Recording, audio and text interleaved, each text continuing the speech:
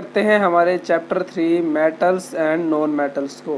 तो metals and non metals में जो हमारा पहला टॉपिक है वो है हमारा फिजिकल प्रॉपर्टीज़ का। तो चलिए स्टडी करते हैं हमारी मेटल और नॉन मेटल्स की हमारी फिजिकल प्रॉपर्टीज़ क्या क्या होती हैं।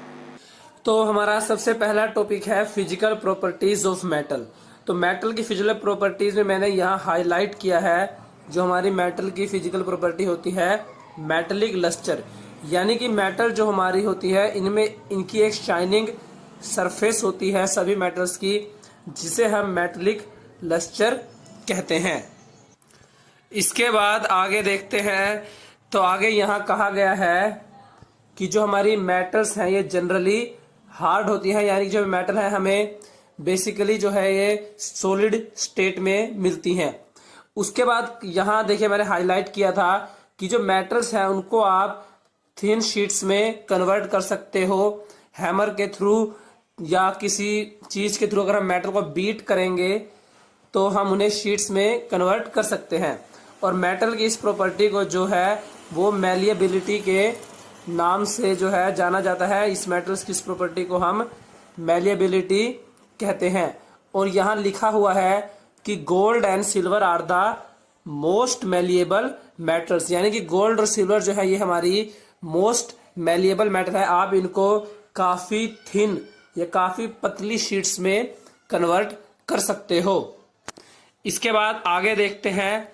तो आगे यहाँ कहा गया है कि मेटल्स की ऐसी एबिलिटी जिसके द्वारा आप उनको थिन वायर्स में कन्वर्ट कर सको, इस प्रॉपर्टी को हम कहते हैं डक्टिलिटी, यानी कि मेटल्स की ऐसी प्रॉपर्टी जिसके थ्रू आप मेटल्स के पतले पतले तार बना सके, वायर बना सके, ऐसी प्रॉपर्टी को डक्टिलिटी कहते हैं। इसके आगे यहाँ लिखा हुआ है कि गोल्ड जो है ये हमारी मोस्ट डक्टाइल मेटल है, यानी कि गोल्ड जो है आप इससे काफी ज्यादा जो है वो थिन वायर्स जो है वो बना सकते हैं। जैसे कि यहाँ लिखा भी हुआ है कि आप 1 ग्राम ऑफ गोल्ड से, यानी कि गोल्ड के सिर्फ 1 ग्राम जो हमारा टुकड़ा होगा या हमारा पीस होगा, उससे आप अराउंड 2 किलोमीटर लेंथ यानी 2 किलोमीटर लेंथ की जो वायर है वो जो ड्रा कर सकते हो 2 किलोमीटर 1 ग्राम ऑफ गोल्ड से। इसके बाद आगे देखते हैं। तो आगे यहाँ कहा गया है कि जो मेटल्स हैं हमारी गुड कंडक्टर ऑफ हीट होती हैं, यानी जो मेटल्स हैं ये हमारी हीट को जो है कंडक्ट करती हैं। इसलिए मेटल्स का जो यूज किया जाता है वो वेसल्स या बर्तन बनाने में किया जाता है। इसके अलावा कहा गया है कि मेटल्स का जो है मेल्टिंग पॉइंट काफी हाई होता है, यानी वो जो है हाई टेम्परेचर पे ही मेल्ट होती हैं, इजीली मेल्ट नहीं होती। और इसके आगे यहाँ कहा गया है कि जो हीट के बेस्ट कंडक्टर मेटल्स हैं वो होती हैं सिल्वर और कॉपर। इसीलिए जो बर्तन हैं वो हमारे कॉपर या सिल्वर के बनाए जाते हैं, बट सिल्वर क्योंकि कॉस्टली होता है इसलिए मोस्ट ऑफ द जो कंडक्टिंग एलिमेंट्स हैं या कंडक्टिंग जो हमारे आर्टिकल्स हैं वो हम कॉपर के बनाते हैं। इसके अलावा यहाँ कहा गया है कि लीड और मरकरी ये जो हमारी है ऐसी मेटल्स हैं जो हीट की पुअर कंडक्टर होती है। तो यहाँ आपका एक्सेप्शन भी दिया हुआ है कि कुछ मेटल्स हमारी ऐसी भी होती हैं जैसे कि लीड और मरकरी जो कि मेटल की पुअर कंडक्टर होती हैं। इसके बाद आगे देखते हैं।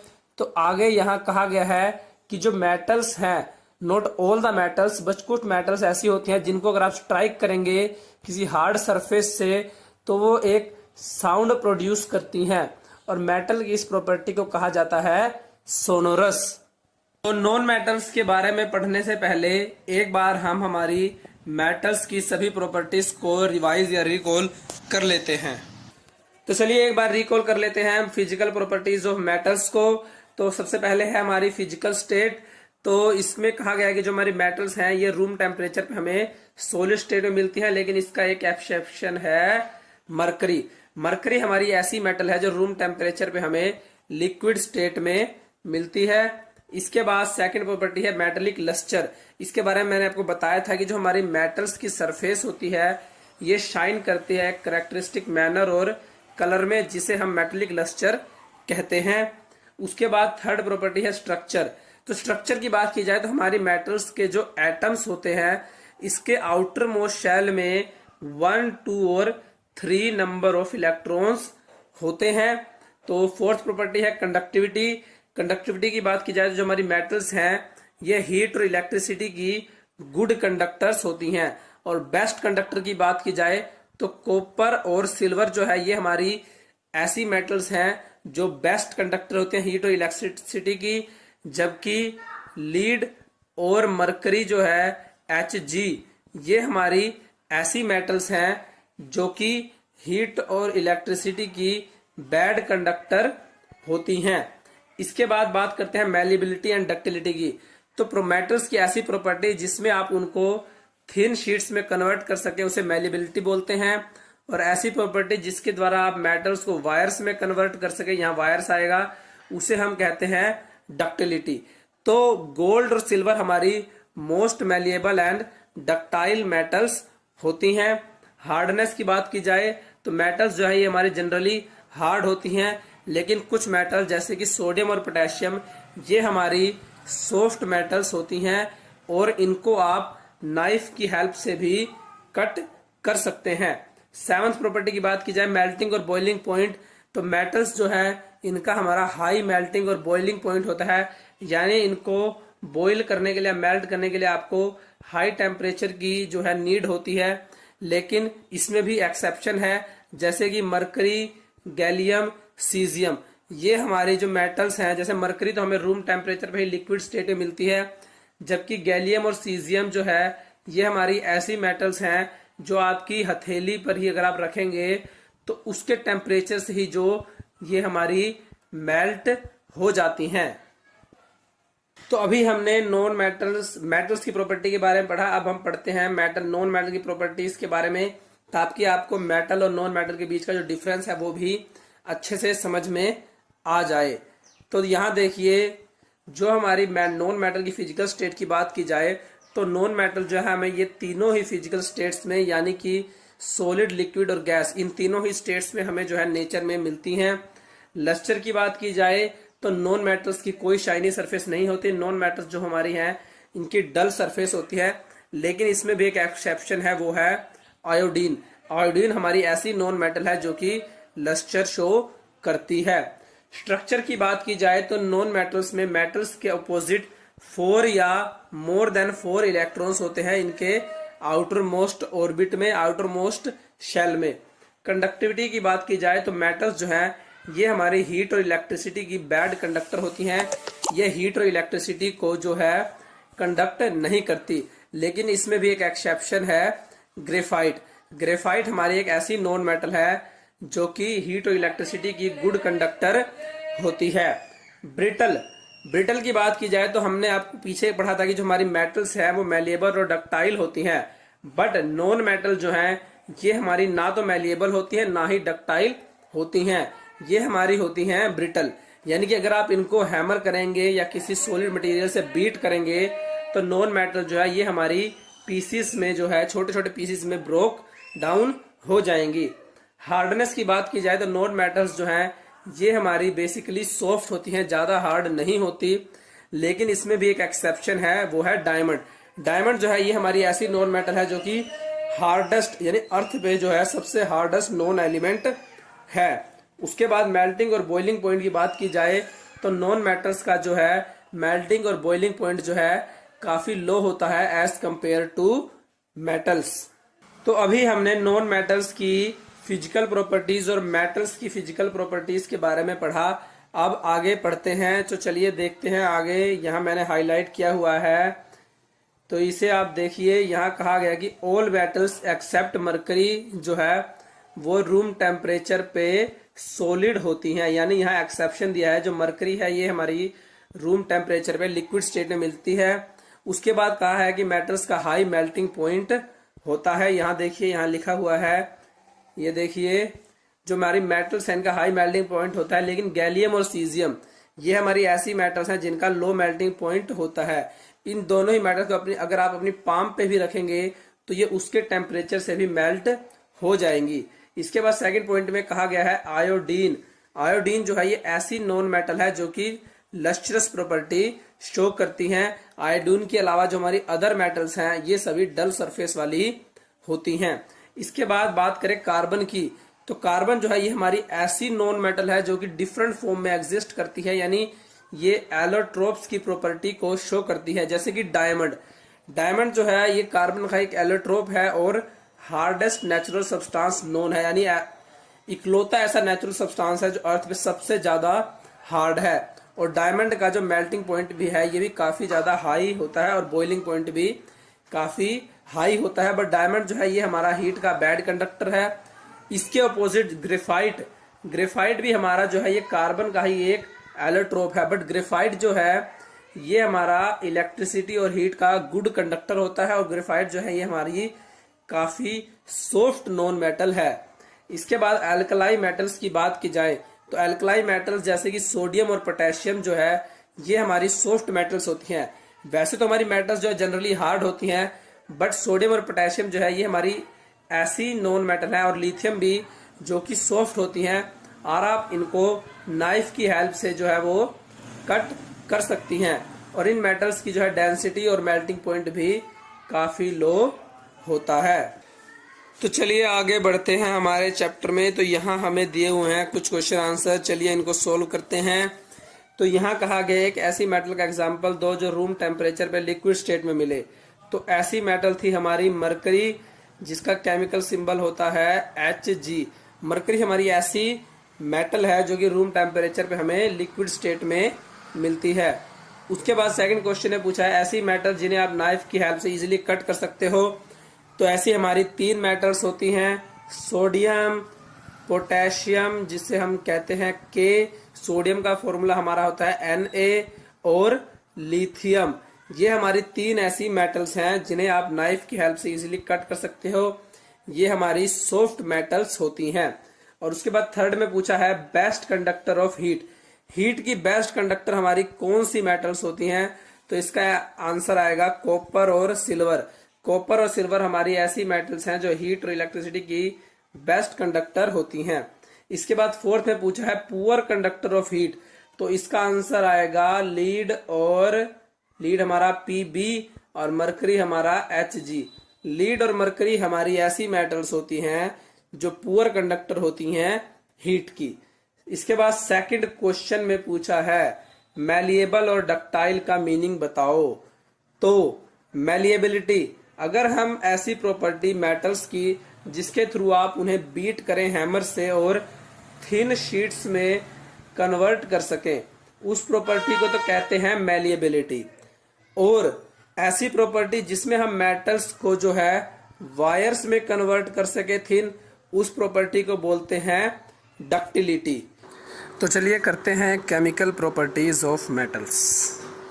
तो सबसे पहले हमारा है कि क्या होता है अगर हम मेटल्स को एयर में बर्न करें। तो जो हमारी मैग्नीशियम मेटल है अगर हम इसको एयर में बर्न करें तो ये हमारी वाइट डेजलिंग फ्लेम के साथ बर्न होती है और जिससे हमें मिलता है मैग्नीशियम ऑक्साइड, राइट। चलिए आगे करते हैं। उसके अलावा जब हम अपनी मेटल्स को ऑक्सीजन में बर्न करते हैं तो हमारी मेटल्स जो हैं वो ऑक्सीजन के साथ कंबाइन होके मेटल ऑक्साइड्स जो है वो बनाती हैं, राइट। जैसे कि अगर हम कॉपर को हीट करें तो कॉपर क्या होगा, कॉपर हमारा ऑक्सीजन के साथ कंबाइन होगा और जिससे हमें कॉपर ऑक्साइड मिलेगा। यहाँ आपको रिएक्शन दी हुई है, copper plus oxygen copper oxide, note कर लीजिए। उसी तरीके से अगर हम एल्यूमिनियम को बर्न करें, एल्यूमिनियम जो है ये हमारा देगा एल्यूमिनियम ऑक्साइड। रिएक्शन आपके पास है aluminium plus oxygen aluminium oxide. तो यहाँ से आप हमारा ये पॉइंट क्लियर हो गया कि मेटल्स जो है ये एयर के साथ या ऑक्सीजन के साथ रिएक्ट करके मेटल ऑक्साइड्स बनाती हैं, राइट। उसके बाद देखते हैं यहाँ हम कि हमें पता लगा हमारे मेटल ऑक्साइड कैसे बनते हैं। जब हमारी मेटल ऑक्सीजन से रिएक्ट करती है तो मेटल ऑक्साइड्स बनते हैं। उसके बाद कहा गया है कि जो हमारी मेटल ऑक्साइड्स हैं ये बेसिक नेचर के होते हैं। बेसिक नेचर के कैसे होते हैं, अगर आप किसी मेटल ऑक्साइड को जो है किसी एसिड के साथ रिएक्ट करवाओगे तो हमें मिलेगा सोल्ट प्लस वाटर। और ऐसा तभी होता है जब हमारा कोई जो है एलिमेंट वो बेसिक नेचर का हो, तभी वो एसिड के साथ रिएक्ट करके सोल्ट एंड वाटर बनाएगा। इसीलिए हम कह सकते हैं कि जो हमारे मेटल ऑक्साइड्स हैं वो बेसिक नेचर के होते हैं। तो चलिए प्रूफ करते हैं कि हमारे जो मेटल ऑक्साइड्स हैं वो बेसिक नेचर के होते हैं। तो हम एक मेटल ऑक्साइड लेते हैं हमारा कॉपर ऑक्साइड, और जब हम इसकी रिएक्शन करवाएंगे हाइड्रोक्लोरिक एसिड से तो ये एक ब्लूइश ग्रीन सॉल्यूशन फॉर्म करेगा, जो कि हमारा होगा कॉपर क्लोराइड और वाटर फॉर्म करेगा। ये हमारा सोल्ट है और ये वाटर है। और ये रिएक्शन जो है ये हमारी बिल्कुल सेम होती है जब हम किसी बेस और एसिड की रिएक्शन करवाते हैं, तो उस रिएक्शन से भी हमें सोल्ट और वाटर मिलता है, जो कि हमारी न्यूट्रलाइजेशन रिएक्शन होती है। तो इस बेसिस पर भी हम कह सकते हैं कि जो हमारा मेटल ऑक्साइड है वो हमारा बेसिक नेचर का होता है। इसके अलावा अगर हम मेटलिक ऑक्साइड्स की वाटर के साथ रिएक्शन करवाएं तो हमें मिलेगा मेटल हाइड्रोक्साइड, जो कि रेड लिटमस पेपर को हमारा जो है वो ब्लू कलर का कर देगा। और ऐसा तभी होता है जबकि हमारा जो सॉल्यूशन है वो बेसिक नेचर का हो, तभी वो रेड लिटमस पेपर को ब्लू कलर में चेंज कर देता है। इससे भी हम कह सकते हैं कि जो हमारा मेटलिक ऑक्साइड्स हैं वो बेसिक नेचर के होते हैं। जैसे कि अगर यहाँ देखिए मैग्नीशियम ऑक्साइड है, अगर आप इसको वाटर में डिज़ोल्व करेंगे तो हमें मिलेगा मैग्नीशियम हाइड्रोक्साइड, जो कि हमारा बेसिक नेचर का होता है। अब यहाँ पे ये नोट करने वाली बात ये है कि वाटर जो है ये हमारा न्यूट्रल नेचर का होता है। इसीलिए हम कह सकते हैं कि जो बेसिक नेचर आया वो हमारा आया मेटल ऑक्साइड्स की वजह से। तो इस एक्टिविटी से भी प्रूफ होता है कि जो हमारे मेटलिक ऑक्साइड्स हैं वो हमारे बेसिक नेचर के होते हैं। तो अभी हमने प्रूफ किया कि जो हमारे मेटल ऑक्साइड्स हैं ये बेसिक नेचर के होते हैं।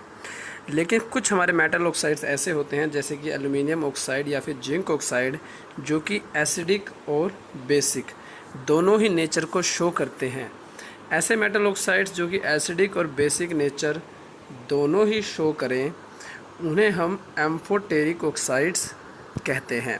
फॉर एग्जांपल अब यहाँ देखिए एल्युमिनियम ऑक्साइड की अगर हम बात करें तो एल्युमिनियम ऑक्साइड को अगर हम एसिड से रिएक्ट करवाएं तो भी हमारा ये सोल्ट और वाटर बना रहा है, और दूसरी तरफ अगर हम एल्युमिनियम ऑक्साइड को किसी बेस के साथ रिएक्ट करवाएं तो भी ये सोल्ट और वाटर जो है वो फॉर्म करता है। यानी दोनों ही केसेस में जो ये है हमारा एल्युमिनियम ऑक्साइड ये सोल्ट और वाटर बनाता है, यानी कि पहले केस में इसने बेसिक नेचर को शो किया और दूसरे केस में एसिडिक नेचर को। तो इस केस में हम कह सकते हैं कि जो हमारा एल्युमिनियम ऑक्साइड है ये हमारा एक एम्फोटेरिक ऑक्साइड है। उसी तरीके से जिंक ऑक्साइड भी हमारा एक एम्फोटेरिक ऑक्साइड होता है। उसके बाद इधर देखिए तो यहाँ कहा गया है कि जो हमारे मेटल ऑक्साइड्स हैं ये वाटर में इनसोल्यूबल होते हैं, यानी कि ये वाटर में डिज़ोल्व नहीं होते। लेकिन जैसे कि हमने फिजिकल प्रॉपर्टीज़ भी की थी तो केमिकल प्रॉपर्टीज़ में भी कुछ एक्सेप्शन होते हैं। जैसे कि कुछ हमारे मेटल ऑक्साइड्स ऐसे होते हैं जो वाटर में डिज़ोल्व हो जाते हैं और एल्कलाइज को जो है वो फॉर्म करते हैं। कैसे? जैसे ये हमारा है सोडियम ऑक्साइड और पोटेशियम ऑक्साइड। ये हमारे ऐसे मेटल ऑक्साइड्स हैं जो कि वाटर में डिज़ोल्व हो जाते हैं और एल्कलाइज को जो है वो प्रोड्यूस करते हैं। यहाँ आपको रिएक्शन दी हुई है।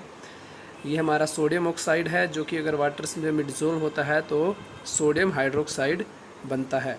दूसरी तरफ अगर हम पोटेशियम ऑक्साइड की बात करें तो पोटेशियम ऑक्साइड भी वाटर के साथ रिएक्ट करके पोटेशियम हाइड्रोक्साइड जो है ये बनाता है। तो जहाँ सारे मेटल ऑक्साइड्स हमारे वाटर में इनसोल्यूबल होते हैं तो सोडियम ऑक्साइड और पोटेशियम ऑक्साइड वाटर के साथ रिएक्ट कैसे करते हैं, ऐसा उनकी रिएक्टिविटी की वजह से होता है। देखिए अगर हम यहाँ पढ़ते हैं तो यहाँ देखिए यहाँ कहा गया है कि जो ऑल मेटल्स हैं ये ऑक्सीजन के साथ सेम रेट पर रिएक्ट नहीं करती।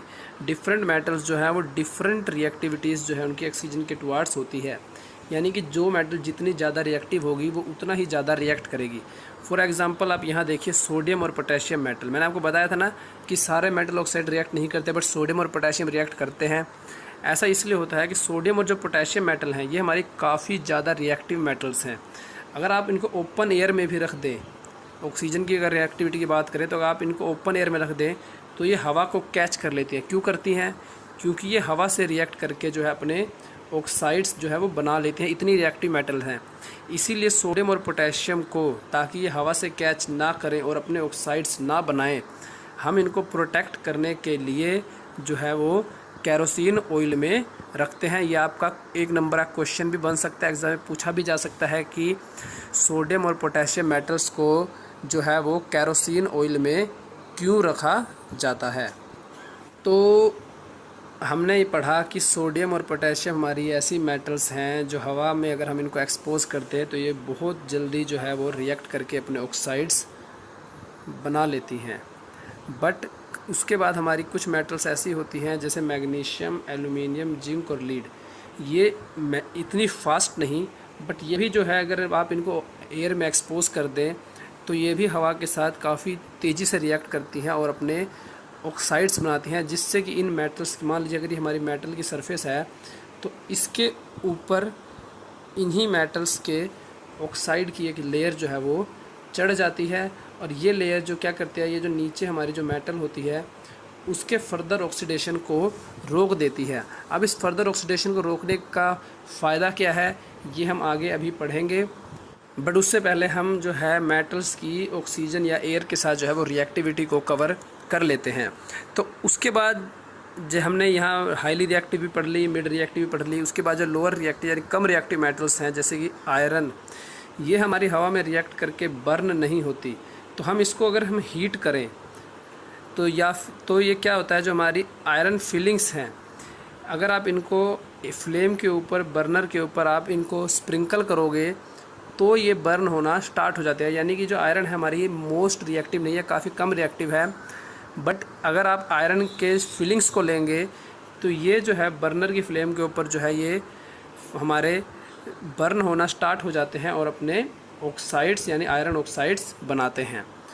उसके बाद कॉपर मेटल जो है ये बर्न नहीं होती, बट ये क्या करती है, इसके ऊपर जो है वो एक ब्लैक लेयर चढ़ जाती है कॉपर ऑक्साइड की। अगर आप इसको ऑक्सीजन से रिएक्ट करवाएं या बर्न कराएं तो ये ऑक्सीजन से हमारी रिएक्ट करेगी दोनों ही केसेस में, और इसके ऊपर एक ब्लैक लेयर चढ़ जाएगी कॉपर ऑक्साइड की। इसके बाद हमारी, अब देखिए लोएस्ट रिएक्टिव में हम आ गए हैं, जो हमारी सबसे कम रिएक्टिव मेटल्स होती हैं जैसे कि सिल्वर एंड गोल्ड।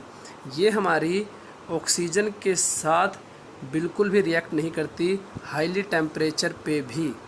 तो इससे हमें क्या पता लगा, यहाँ पे आप रिएक्टिविटी सीरीज़ भी अगर बना सकते हैं। तो अगर हम ऊपर सबसे ज़्यादा हाईली रिएक्टिव मेटल्स को रखेंगे तो हाईली रिएक्टिव मेटल्स हमारी कौन सी होंगी, हाईली रिएक्टिव मेटल्स हमारी होंगी यहाँ अगर इंक्रीज ऑर्डर में हमारी सोडियम एंड पोटेशियम, जो हवा के साथ सबसे ज़्यादा रिएक्ट करती हैं, ऑक्सीजन के साथ सबसे ज़्यादा रिएक्ट करती हैं। उसके बाद नंबर आएगा हमारा magnesium, aluminium, zinc and lead का इस प्लेस पर। देन नंबर आएगा आयरन का, उसके बाद नंबर आएगा कॉपर मेटल का, और लेस रिएक्टिव मेटल्स में सबसे नीचे आएगा सिल्वर एंड गोल्ड का, जो कि हमारी लेस रिएक्टिव या लीस्ट रिएक्टिव मेटल्स होती हैं टुवार्ड्स दी ऑक्सीजन। तो ये क्वेश्चन जो है ये आई थिंक आपसे एग्ज़ाम में मोस्ट ऑफ द टाइम सभी, अगर आप स्टेट बोर्ड तभी पूछा जाएगा कि एल्युमिनियम जो है ये हमारी इतनी रिएक्टिव मेटल है, फिर भी इसका यूज़ कुकिंग यूटेंसिल्स या जो भी हमारे बर्तन हैं उनको बनाने के लिए क्यों किया जाता है। देखो एल्युमिनियम जो है ये हमारी हाईली रिएक्टिव मेटल है, अगर आप इसको एयर से रिएक्ट करवाएं तो क्या होगा, एल्युमिनियम के ऊपर एल्युमिनियम ऑक्साइड की एक थिक लेयर जो है वो फॉर्म हो जाएगी।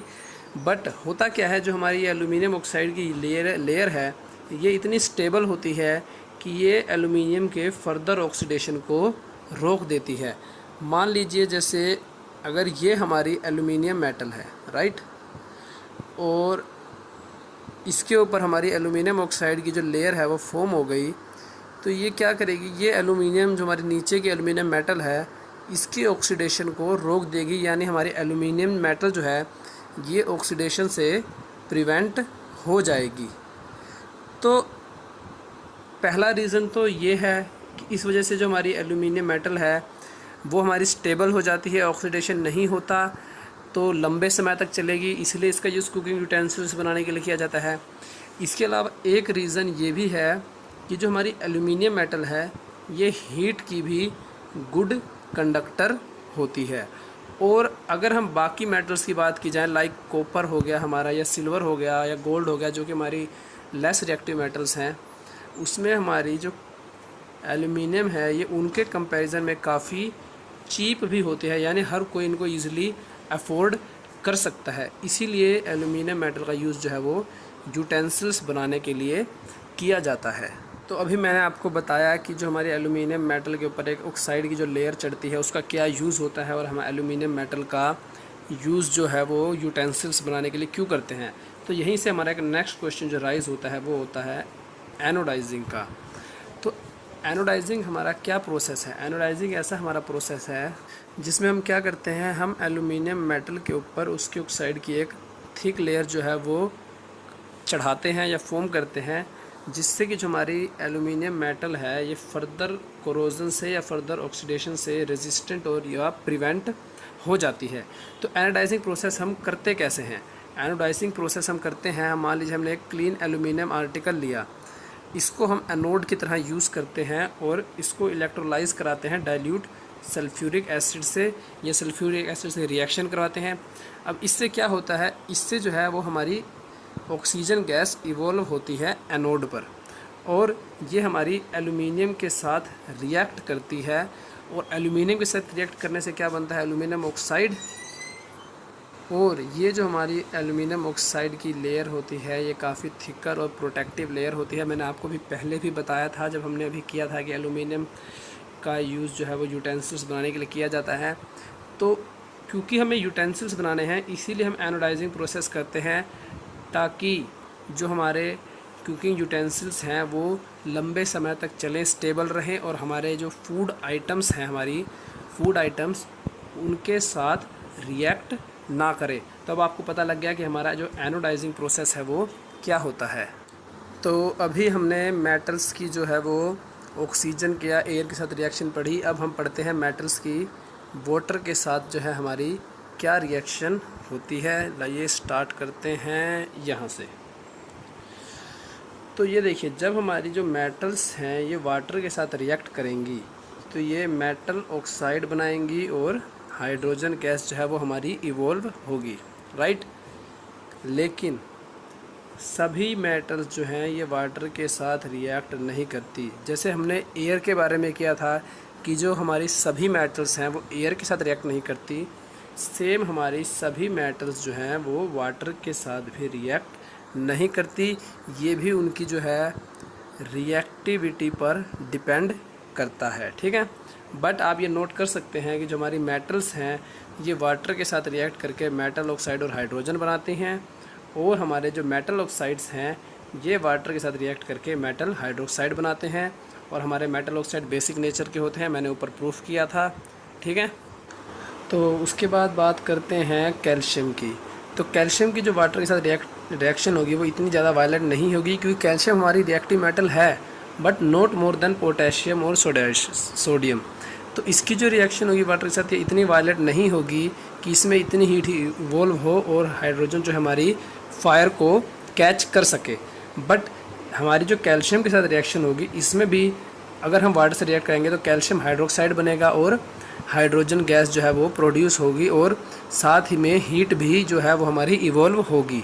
नॉट मोर देन सोडियम और पोटेशियम बट हीट इवॉल्व होगी।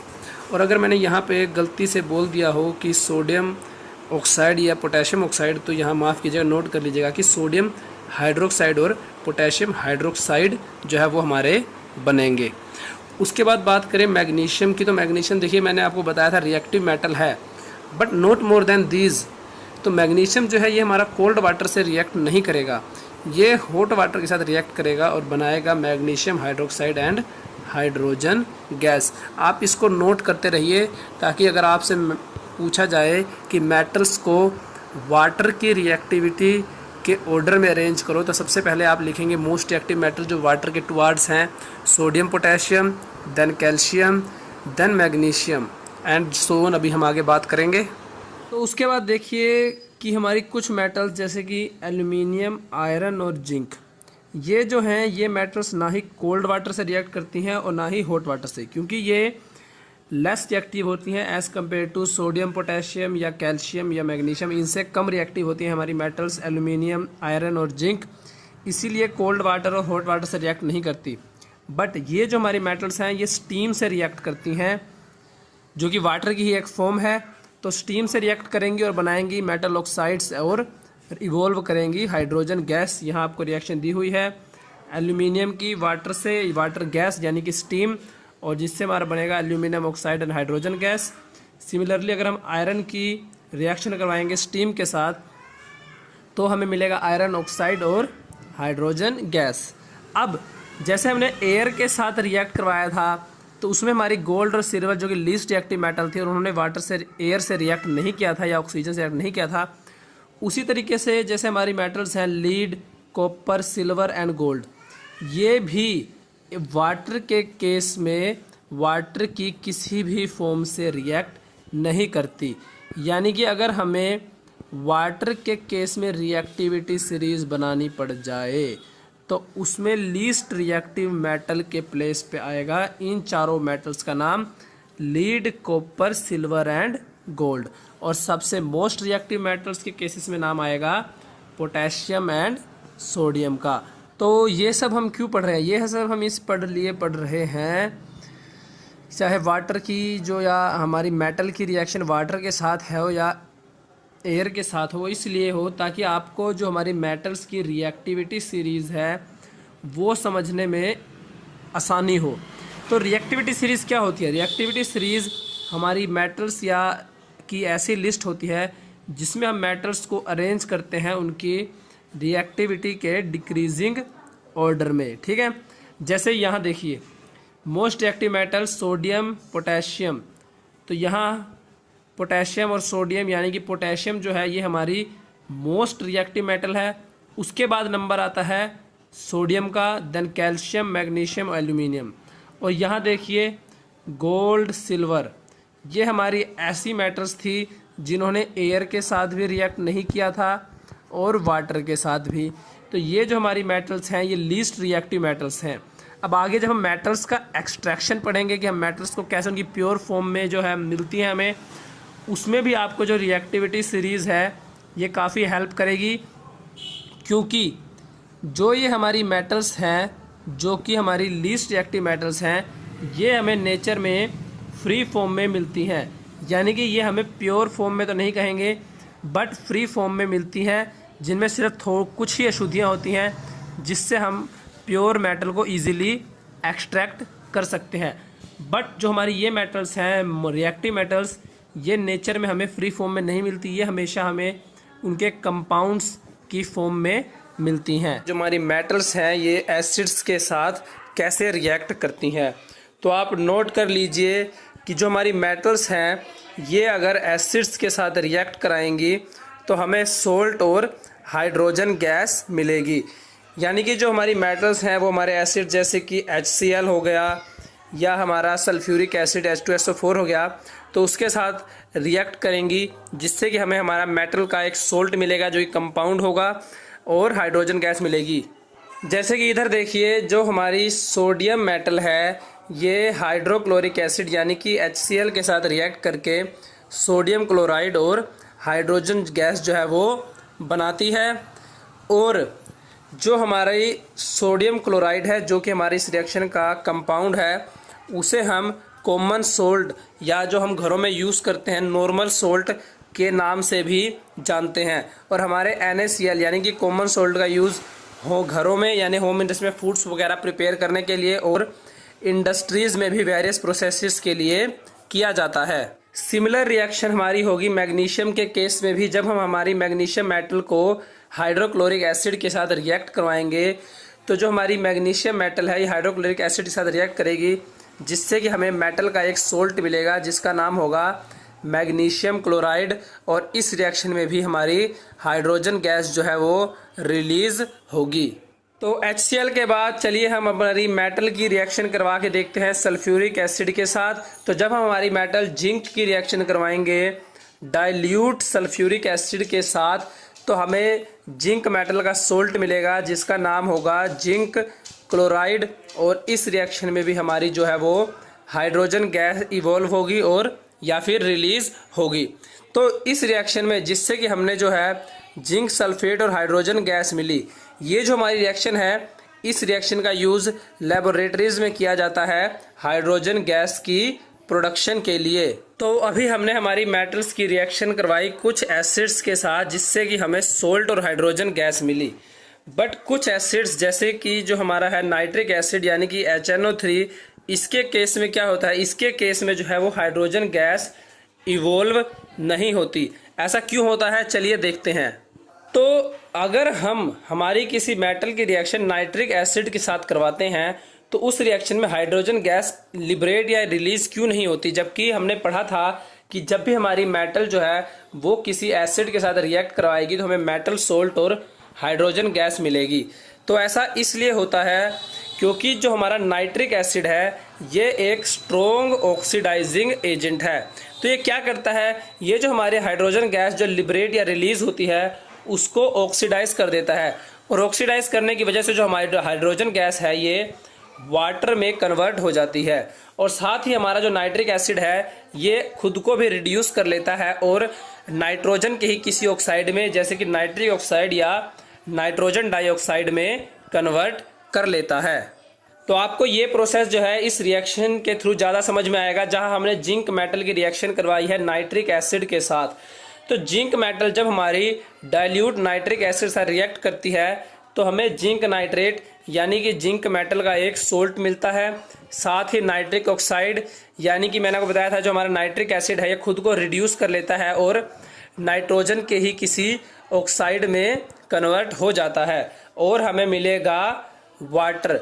वाटर कैसे मिलता है, जो हमारा नाइट्रिक एसिड है ये ऑक्सीडाइजिंग एजेंट है, ये हाइड्रोजन गैस को जो इवोल्व होती है उसको ऑक्सीडाइज करके वाटर में कन्वर्ट कर देता है। और इसीलिए जब हम हमारी मेटल्स की रिएक्शन करवाते हैं नाइट्रिक एसिड के साथ तो हाइड्रोजन गैस जो है वो रिलीज या लिबरेट नहीं होती।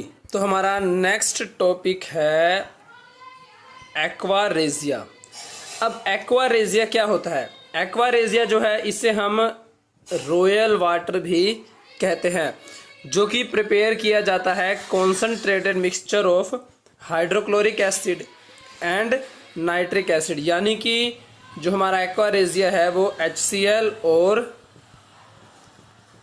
HNO3 दोनों का मिक्सचर होता है, जिसमें हमारा जो HCl और HNO3 हैं ये 3:1 के पार्ट्स में जो है आपस में कंबाइन होते हैं, यानी 3 part of HCl combine with 1 part of HNO3। तो अगर उनका जो मिक्सचर होता है वो हमारा होता है एक्वा रेजिया, जिसे हम रॉयल वाटर भी कहते हैं। और ये जो है हमारा एसिड सॉल्यूशन या कंपाउंड ये हमारा गोल्ड को भी उसमें डिसोल्व कर लेता है। इसीलिए जो है एक्वा रेजिया का यूज़ किया जाता है हमारे जो ज्वेलरी मेकर्स होती हैं, ये जो हमारी जो शॉप्स होती हैं और ज्वेलरी इंडस्ट्रीज़ होती हैं जो गोल्ड या सिल्वर या अदर मेटल्स के जो है ज्वेलरीज बनाती हैं वो एक्वा रेजिया का यूज़ करती हैं ज्वेलरीज को पॉलिश करने के लिए, उनको साफ़ करने के लिए, क्लीन करने के लिए। और इसके अलावा जो है हमारा एक्वा रेजिया है ये हाईली कोरोसिव लिक्विड होता है। ये इतना हाईली कोरोसिव होता है कि अगर आप इसमें जो है गोल्ड या हमारे सिल्वर मेटल कुछ टाइम के लिए रखेंगे तो ये उसको भी डिसोल्व कर देगा। तो इसके बाद देखते हैं कि जो हमारी मेटल्स हैं ये अदर मेटल सॉल्यूशन सोल्ट्स के साथ कैसे रिएक्ट करती हैं। तो यहाँ देखिए जो हमारी मेटल्स हैं इनकी अदर मेटल सोल्ट सॉल्यूशन के साथ जो रिएक्शन होगी वो हमारी होगी डिस्प्लेसमेंट रिएक्शन। इसमें क्या होगा, इसमें जो हमारी मोर रिएक्टिव मेटल है ये लेस रिएक्टिव मेटल को उसके कंपाउंड से डिस्प्लेस करके अपना नया कंपाउंड जो है वो बनाएगी। जैसे आपको यहाँ नीचे डिस्प्लेसमेंट रिएक्शन का एग्जांपल दिया हुआ है, जिसमें हमारी जो मेटल A है ये मेटल B से जो है वो मोर रिएक्टिव है, और मोर रिएक्टिव होने की वजह से ये क्या करेगी, ये मेटल B को उसके कंपाउंड से डिस्प्लेस कर देगी। हमारी मेटल B डिस्प्लेस हो गई और ये अपना खुद का एक कंपाउंड या सोल्ट सॉल्यूशन जो है वो बनाएगी, और ये इस तरीके से जो है हमारी डिस्प्लेसमेंट रिएक्शन वर्क करती है। तो चलिए अब उसके कुछ एग्जांपल्स देखते हैं। तो ये हमारा डिस्प्लेसमेंट रिएक्शन का एग्जांपल है जो हमने चैप्टर 1 में किया था, जिसमें हमने क्या किया था, इसमें हमने एक आयरन नेल ली थी और उसे जो है हमारी टेस्ट ट्यूब में कॉपर सल्फेट का जो हमारा सॉल्यूशन होता है हमारा ब्लू कलर का, उससे हमने रिएक्ट करवाया था। तो अब क्या होता है, जो हमारा आयरन है ये मोर रिएक्टिव है कॉपर मेटल से। तो ये क्या करेगा, ये कॉपर मेटल को डिस्प्लेस कर देगा और हमारी जो आयरन नेल है ये जो है ब्राउनिश कलर की हो जाएगी। ऐसा क्यों होगा, ऐसा होगा आयरन सल्फेट की फॉर्मेशन की वजह से। और जो हमारे कॉपर सल्फेट सॉल्यूशन का ब्लू कलर है वो जो है वो फेड हो जाएगा, क्योंकि कॉपर सल्फेट में से जो हमारी कॉपर मेटल है ये डिस्प्लेस हो जाती है। तो ये हमारी डिस्प्लेसमेंट रिएक्शन के यहाँ कुछ एग्जांपल्स दिए हुए हैं, नीचे देखिए। जैसे अगर हम जिंक को कॉपर सल्फेट सॉल्यूशन से रिएक्ट करवाएंगे तो क्या होगा, जिंक हमारी जो मेटल है ये भी कॉपर से ज़्यादा रिएक्टिव है, तो ये क्या करेगी, ये कॉपर को डिस्प्लेस कर देगी और हमें मिलेगा जिंक सल्फेट और कॉपर मेटल। सेम लेड के केस में भी होता है, जो हमारी लीड मेटल है ये भी हमारी कॉपर मेटल से ज़्यादा रिएक्टिव होती है। तो अगर हम लेड मेटल को हमारी कॉपर सल्फेट सॉल्यूशन या कॉपर क्लोराइड, माफ़ कीजिएगा, जो हमारी लीड मेटल है ये कॉपर से ज़्यादा रिएक्टिव होती है, तो अगर हम लीड को कॉपर क्लोराइड के एक्वस सॉल्यूशन से रिएक्ट करवाएंगे तो जो हमारी लीड है ये कॉपर को डिस्प्लेस कर देगी और अपना नया खुद का जो है सोल्ट सॉल्यूशन बनाएगी, जिसे हम लेड क्लोराइड के नाम से जानते हैं। इसके अलावा जो यहाँ देखिए नीचे लिखा भी हुआ है कि जिंक और लीड जो है ये मोर रिएक्टिव मेटल है देन कॉपर, इसीलिए ये जो है उसके कंपाउंड से जो है डिस्प्लेस कर सकते हैं कॉपर को। लेकिन अगर किसी केस में ऐसा हो कि हमारी जो मेटल का सोल्ट सॉल्यूशन दिया हुआ है वो मोर रिएक्टिव हो अदर देन सेकंड मेटल, तो उनके बीच कोई रिएक्शन नहीं होगी।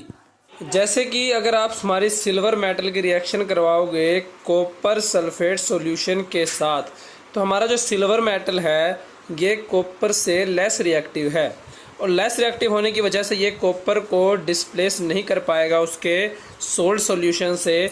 तो सिल्वर मेटल की कॉपर सल्फेट सॉल्यूशन के साथ जो है वो डिस्प्लेसमेंट रिएक्शन पॉसिबल नहीं है। उसी तरीके से अगर हम गोल्ड जो है उसको कॉपर नाइट्रेट के सॉल्यूशन में डिप करें, तो अब जो हमारा गोल्ड है ये भी लेस रिएक्टिव है एज कंपेयर टू हमारी जो है कॉपर मेटल।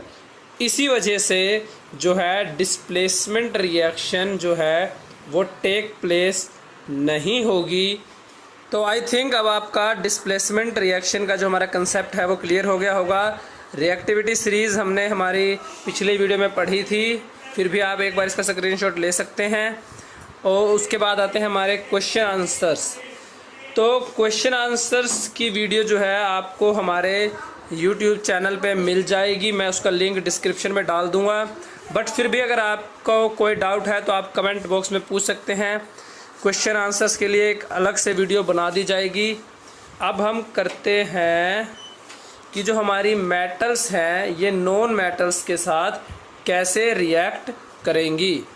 तो जो हमारी मेटल्स हैं ये नॉन मेटल्स के साथ रिएक्ट करके आयनिक बॉन्ड्स जो हैं ये बनाती हैं। अब आयनिक बॉन्ड्स क्या होते हैं ये हम आगे पढ़ेंगे, ठीक है। और आयनिक बॉन्ड्स की फॉर्मेशन से जो कंपाउंड्स बनते हैं इन्हें हम आयनिक कंपाउंड्स कहते हैं। तो आयनिक बॉन्ड्स के बारे में जानने से पहले आपको पता होना चाहिए कि हमारे आयंस क्या होते हैं। तो आयंस जो है ये हमारे पॉजिटिव और नेगेटिव चार्ज एटम्स होते हैं, जिन्हें हम आयंस के नाम से, माफ़ी यहाँ आएगा आयंस, आयंस के नाम से जानते हैं हमारे पॉजिटिव और नेगेटिव चार्ज एटम्स को। और हमारे आयंस जो है बनते कैसे हैं, ये हमारे आयंस फॉर्म होते हैं जब हमारा कोई एटम इलेक्ट्रॉन्स को लूज़ करता है या गेन करता है। तो जो हमारे एटम्स हैं ये इलेक्ट्रॉन्स को लूज़ और गेन क्यों करना चाहते हैं, ये ऐसा इसलिए होता है ताकि जो हमारे एटम्स हैं ये नोबल गैसेस का जो हमारा इलेक्ट्रॉनिक या वैलेंस शेल स्ट्रक्चर है उसको अचीव कर सके। क्योंकि आपको पता है जो हमारे नोबल गैसेस के जो एटम्स हैं ये स्टेबल होते हैं, और सभी एटम्स जो हैं ये स्टेबल स्टेट को अचीव करना चाहते हैं। और स्टेबल स्टेट को अचीव करने के लिए ही जो हमारे एटम्स हैं ये इलेक्ट्रॉन्स को लूज़ और गेन करते हैं और आयंस की फॉर्मेशन होती है। चलिए अब देखते हैं जो हमारे आयंस हैं ये कितने टाइप्स के होते हैं। तो हमारे जो आयंस हैं ये बेसिकली दो टाइप्स के होते हैं, पॉजिटिव आयन और नेगेटिव आयन। पॉजिटिव आयंस क्या होते हैं? जब हमारा कोई एटम जो है वो इलेक्ट्रॉन्स को लूज़ करता है, तो इलेक्ट्रॉन्स को लूज़ करने की वजह से हमारे एटम के ऊपर जो है वो पॉजिटिव चार्ज आ जाता है, और इस कंडीशन में हम कह सकते हैं कि जो हमारा आयन फॉर्म हुआ है ये हमारा एक पॉजिटिव आयंस है। इसके अपोजिट अगर हमारा कोई एटम जो है वो इलेक्ट्रॉन्स को गेन करेगा, तो गेन करने की वजह से जो हमारे एटम में है उसमें नंबर ऑफ़ इलेक्ट्रॉन्स जो है वो ज़्यादा हो जाएंगे एज़ कंपेयर टू प्रोटॉन्स, और हमारे एटम्स पे जो है ये नेगेटिव चार्ज आ जाएगा और हमारा जो नेगेटिव आयंस हैं ये फॉर्म हो जाएंगे। चलिए एक एग्ज़ाम्पल से समझते हैं कि जो हमारे पॉजिटिव आयंस हैं वो कैसे फॉर्म होते हैं। तो एक सोडियम एटम का हम एग्ज़ाम्पल लेते हैं। तो सोडियम एटम में जो हमारे हैं वो टोटल 11 इलेक्ट्रॉन्स होते हैं, और इसका इलेक्ट्रॉनिक कन्फिग्रेशन होता है 281, यानी कि जो हमारा सोडियम एटम है इसके आउटर मोस्ट शेल में 1 इलेक्ट्रॉन होता है। तो इसके लिए इलेक्ट्रॉन्स को, यानी कि अगर इसको स्टेबल स्टेट अचीव करनी है तो या तो इसको 1 इलेक्ट्रॉन को लूज़ करना होगा या फिर इसको 7 इलेक्ट्रॉन्स का गेन करना होगा। तो 7 इलेक्ट्रॉन्स को गेन करने से ज़्यादा इजी होगा कि जो हमारा सोडियम एटम है ये 1 इलेक्ट्रॉन को लूज़ कर दे। तो जब 1 इलेक्ट्रॉन को लूज़ करेगा तो जो हमारा सोडियम एटम है ये स्टेबल ऑक्टेट स्टेट को अचीव कर लेगा, क्योंकि उसके बाद जो इसका आउटर मोस्ट शेल है उसमें 8 इलेक्ट्रॉन्स बचेंगे। बट यहाँ देखिए, अब सोडियम एटम में जो है हमारे टोटल नंबर ऑफ़ इलेक्ट्रॉन्स हो गए 10, बट इसमें अभी भी स्टिल 11 प्रोटॉन्स जो हैं वो प्रेजेंट हैं, जिस वजह से जो हमारा सोडियम एटम है इसके ऊपर जो नेट है वो पॉजिटिव चार्ज आ जाएगा, और जो हमारा सोडियम एटम है ये एक पॉजिटिव आयन जो है वो, या कैटायन भी हम इसको कह सकते हैं। तो इस तरीके से जो है हमारा पॉजिटिव आयन जो है वो सोडियम का फॉर्म हो जाएगा। तो चलिए अब देखते हैं कि हमारे नेगेटिव आयंस हैं वो कैसे बनते हैं। तो हम यहाँ क्लोरीन का ही एग्ज़ाम्पल लेते हैं। तो जो हमारा क्लोरीन का इलेक्ट्रॉनिक कन्फिग्रेशन है वो 287। तो 287 यानी कि इसका जो आउटर मोस्ट शेल है ये कम्प्लीटली फिल नहीं है। तो इसको स्टेबल स्टेट अचीव करने के लिए या तो ये 7 इलेक्ट्रॉन्स को लूज़ करेगा या फिर 1 इलेक्ट्रॉन का गेन करेगा। तो इसके लिए जो हमारा क्लोरीन एटम है इसके लिए 1 इलेक्ट्रॉन का जो गेन करना है ये ज़्यादा इजी रहेगा एज़ कंपेयर टू 7 इलेक्ट्रॉन्स का लूज़ करना। तो हमारा जो क्लोरीन का जो एटम है ये 1 इलेक्ट्रॉन का गेन करेगा, और 1 इलेक्ट्रॉन का गेन करने की वजह से जो है इसके आउटर मोस्ट शेल में जो है 8 इलेक्ट्रॉन्स जो है ये आ जाएंगे, और हमारा जो क्लोरीन है अब इस पे 17 प्रोटॉन्स हैं और 18 इलेक्ट्रॉन्स हैं। तो इलेक्ट्रॉन्स ज़्यादा होने की वजह से हमारे क्लोरीन पे नेगेटिव चार्ज आ जाएगा, और हमारे क्लोरीन का जो है वो नेगेटिव आयन जो है वो बन जाएगा, या इसे हम क्लोराइड एनायन भी कह सकते हैं। तो अब आपको पॉजिटिव और नेगेटिव आयंस के बारे में पता लग गया। अब हम देखते हैं कि जो हमारे आयनिक कंपाउंड्स हैं ये कैसे बनते हैं। तो आयनिक कंपाउंड जो है ये हमारे पॉजिटिव और नेगेटिव आयंस के आपस में जो है वो बॉन्ड बनाने से बनते हैं, आयनिक बॉन्ड बनाने से। और आयनिक बॉन्ड कैसे बनता है, जैसे यहाँ देखिए हमने सोडियम एटम है और क्लोरीन एटम है। अब सोडियम को स्टेबल स्टेट अचीव करने के लिए चाहिए 1 इलेक्ट्रॉन सोडियम हमारा लूज़ करे, राइट। और दूसरी तरफ क्लोरीन को स्टेबल स्टेट अचीव करने के लिए क्या चाहिए कि सोडियम जो है ये हमारा 1 इलेक्ट्रॉन का गेन करे। तो ये दोनों ही एक दूसरे की जो नीड है उसको फुलफ़िल करेंगे, जिससे कि जो है हमारा आयनिक कंपाउंड बनेगा। नीचे यहाँ देखिए सोडियम जो है ये अपना 1 इलेक्ट्रॉन जो है वो क्लोरीन को दे देगा, और इस तरीके से सोडियम और क्लोरीन के बीच में आयनिक बॉन्ड जो है ये बनेंगे, और हमारा जो कंपाउंड बनेगा वो होगा हमारा NaCl यानी कि सोडियम क्लोराइड। तो उसी तरीके से हमारा एक और आयनिक कंपाउंड होता है मैग्नीशियम क्लोराइड। तो मैग्नीशियम क्लोराइड के केस में क्या होता है, हमारा मैग्नीशियम और क्लोरीन एटम हम लेंगे। तो जो हमारा मैग्नीशियम एटम है ये अगर इसको स्टेबल स्टेट अचीव करनी है तो इसके लिए रिक्वायरमेंट है कि हमारा मैग्नीशियम एटम 2 इलेक्ट्रॉन्स को लूज़ करे। दूसरी तरफ जो हमारा क्लोरीन का जो हमारा एटम है, इसको स्टेबल स्टेट अचीव करने के लिए चाहिए कि ये 1 इलेक्ट्रॉन का गेन करे। तो अब क्या होगा, जो हमारा मैग्नीशियम का एटम है इसको 2 इलेक्ट्रॉन लूज़ करने हैं, तो ये क्या करेगा, ये सिमिलर टाइम पे 2 क्लोरीन एटम्स के साथ रिएक्ट करेगा और जो इसके इलेक्ट्रॉन्स हैं ये अपना दोनों इलेक्ट्रॉन्स को अलग अलग क्लोरीन एटम्स को जो है ये दे देगा, जिससे कि जो हमारा मैग्नीशियम एटम है ये भी स्टेबल स्टेट को अचीव कर पाए और जो हमारे क्लोरीन के एटम्स हैं ये भी स्टेबल स्टेट को अचीव कर पाए। और इस तरीके से मैग्नीशियम और क्लोरीन के बीच में जो है आयनिक बॉन्ड्स की फॉर्मेशन होगी और हमें मिलेगा MgCl2, यानी कि मैग्नीशियम क्लोराइड MgCl2, जो कि हमारा एक आयनिक कंपाउंड होगा। तो आयनिक कंपाउंड्स की फॉर्मेशन के बाद हमारा नेक्स्ट टॉपिक है प्रॉपर्टीज़ ऑफ आयनिक कंपाउंड्स। तो चलिए आयनिक कंपाउंड्स की प्रॉपर्टीज़ को पढ़ते हैं। तो हमारी आयनिक कंपाउंड्स की पहली प्रॉपर्टी है फिजिकल नेचर।